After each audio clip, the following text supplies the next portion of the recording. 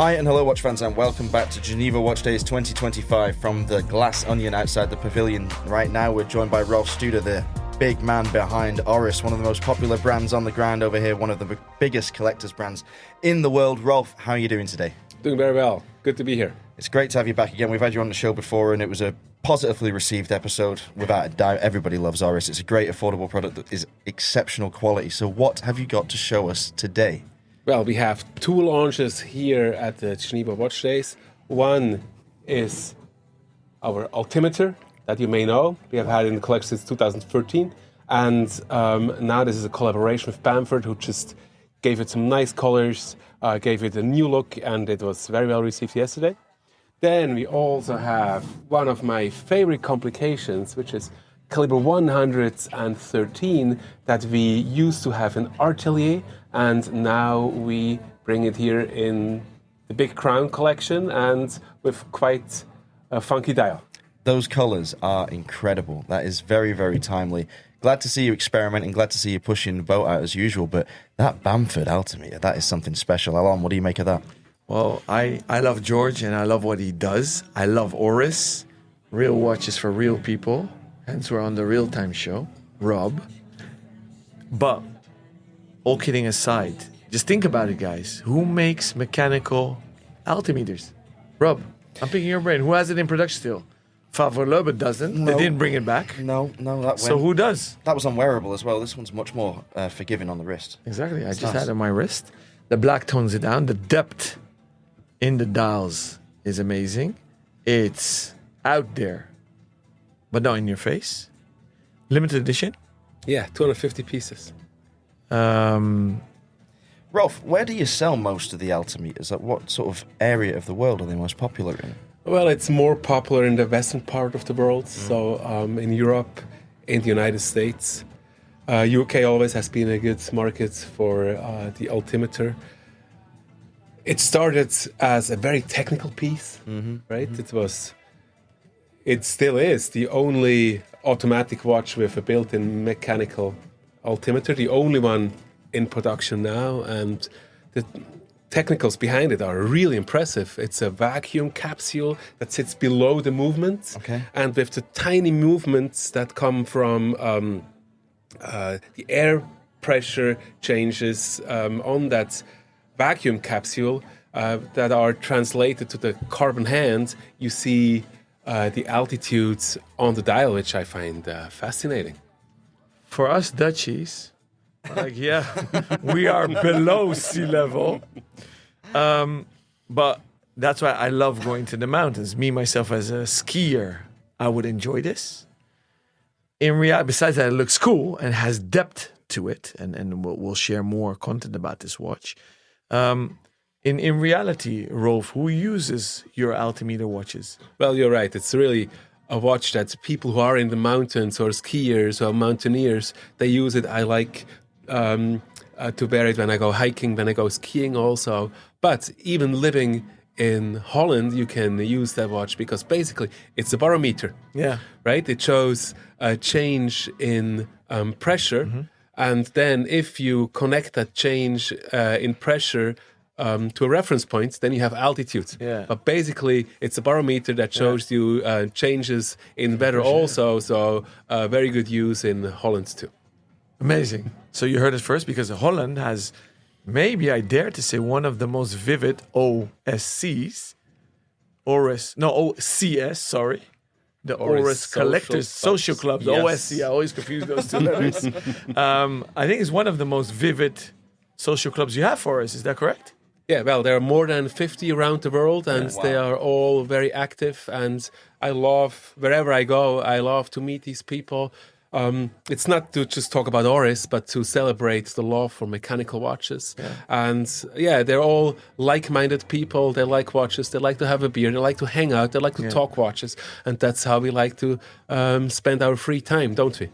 You do. I mean, you mentioned having a beer there, and it's very true that like the Oris social clubs gatherings are extremely enjoyable from a libation perspective.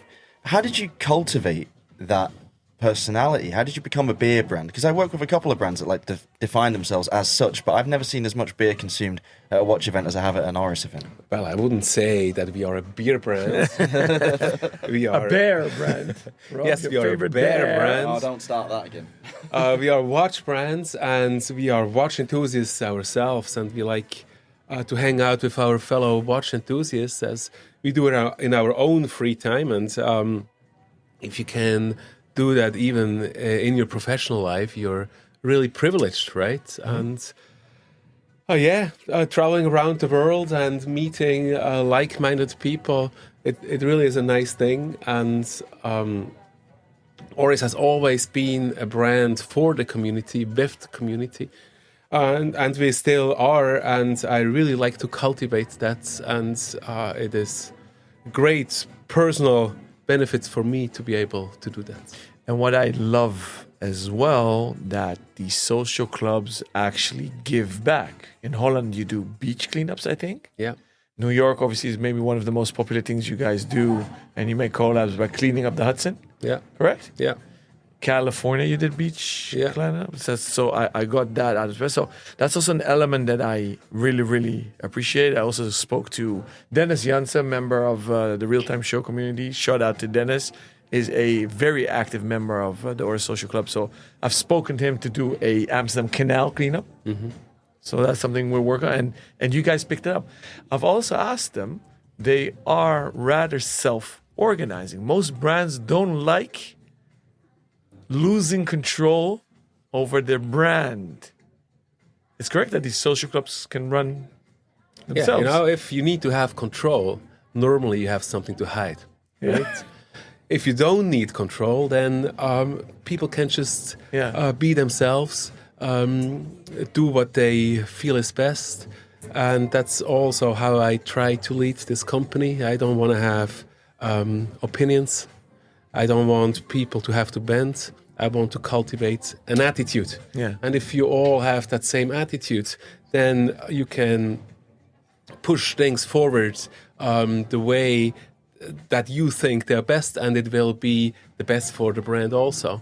In this exclusive world of mechanical watches that we are in, I think we have a somewhat special position at Oris. We cultivate this inclusive energy. We want to share the joy about watches in the exclusive world of luxury. You want to create envy. It's a very short-lived, somewhat bad feeling, and there's no joy involved, right? You just exclude people. That's where exclusive is coming from, and we do just the opposite. Well said, and you can feel it, grassroots almost. Talking about inclusive, if somebody's listening or watching to this show, how can they be included in their local chapter? Well, they go to the website or they go to Facebook. They see where it is. They write the message. The president will contact them.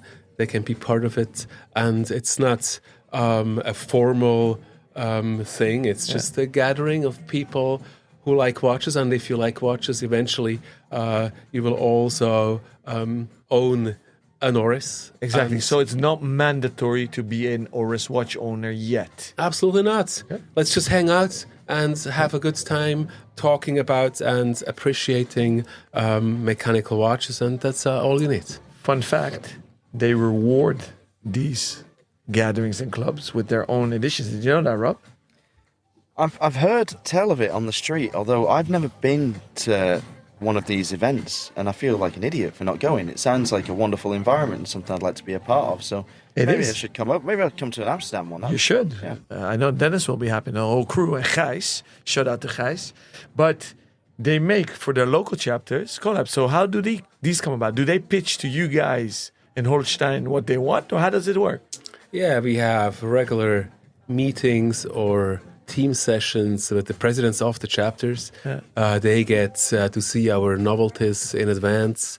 They get to give feedback on what we do, and this is very valuable to us. And that's how that takes place. So there's really no secret formula behind it. And yes, you can have a beer at these events also. Rob, so you'll be happy. Often we have specific Oris beers. Yeah. So you will be able to have an Oris beer there too. But Did you hear his German? Yeah. We talk about beers and then it no became German. pressure. You can also have a glass of wine or a glass of water, whatever you feel comfortable with. I think I would be comfortable with anything. It sounds like an environment very comfortable and very welcoming. It's very interesting that you consult with the community in the design process, and it must give you great insight into where the market is moving and what the opinions of the people that will be buying your watches most likely are before you drop a release. Have you noticed any major shifts in recent years, last couple of years specifically, from your community that you're applying to your strategy now? Yeah, there were several watches that came from that exchange. For example, the purple dialed Aquis was a request from the community. I was in one of these at the time Zoom calls and heard that several times, and then we made it. It was a great success. Also, sizes of watches are influenced by the feedback of the community. So we really listen. And it's our understanding of watchmaking that we are on that eye-to-eye level, and that we don't just dictate what we think is right, but we have that exchange. And of course, at the end, we need to steer the brand, so we need to have our vision, but our community is part of that and informs very much what we do. While Rob is admiring the second launch of this fair, I kindly want to ask you, Rob, I said Rolf, to at this camera with your wrist. And I want people to look at the bottom of his wrist. This is an example that Oris listens to the watch owners, because one thing that I very much dislike about metal bracelets, single, double, butterflies, triple, folding buckles, is the thickness. I was fiddling around with the new week calendar, and I noticed how slim and well engineered the clasp was. So walk us through that process, because a lot of brands neglect that. Why did you do it? How did you come about? Did you listen to the market? Because these are things that don't per se sell more watches and you don't notice it. Well, at the end, they add substance to your brand and therefore will sell more watches. Mm-hmm. But we just try to make the best product possible. And the bracelet is a very important part of your watch. We updated our Big Crown Original collection this year with a new metal bracelet. Mm-hmm. That was received very well on the 754 collections as well as on the 403. And now also Caliber 113 has gotten that update. And as the watch really has become a piece of jewelry, that bracelet must be part of that piece of jewelry and can't just be there to hold the watch on your wrist, right? And that was the thinking when we approached that metal bracelets process with the Big Crown Original, and I'm glad that you like the result. Yeah. Rob, do you want me? Rob is all mesmerized. Yeah, I'm captivated by the movement. I think it's so beautiful. It's just a really nicely done. Maybe while Rob still is in awe, if I remember correctly, the 100 platform was done for your 100th anniversary. So that is 110th. 110th. So it's 11 years ago. Yeah. 11 years ago. How has it been faring for you, that caliber? Because ever since you launched more calibers, you elevated your quality promise by giving 5 years warranty on your own calibers. Walk us, please, through this stunning novelty, and it's going towards a full calendar, because you have day, week, and month. Mm-hmm. If I remember, small seconds, yeah. Yeah, we are a brand that has made almost 300 own calibers in its history before the watch crisis. 300. Yeah. Wow. Yeah. 300 calibers. Yeah. It was a very important part of what we had been doing. Now we still know some of them, 645, for example. Pointed eight small second hand winding that has been in our catalog for decades. And we brought, obviously, that in-house watchmaking came to a halt with the watch crisis. We restarted again in 2014 with caliber 110. Then that was quite a step for us because it was hand winding, 10 days, power reserve, non-linear power reserve indication, our patent. And we brought many iterations of that.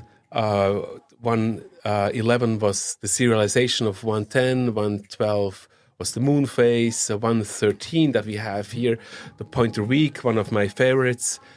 114, the GMT, half-hour GMT, 115, the skeletonized version in the Pro Pilot X.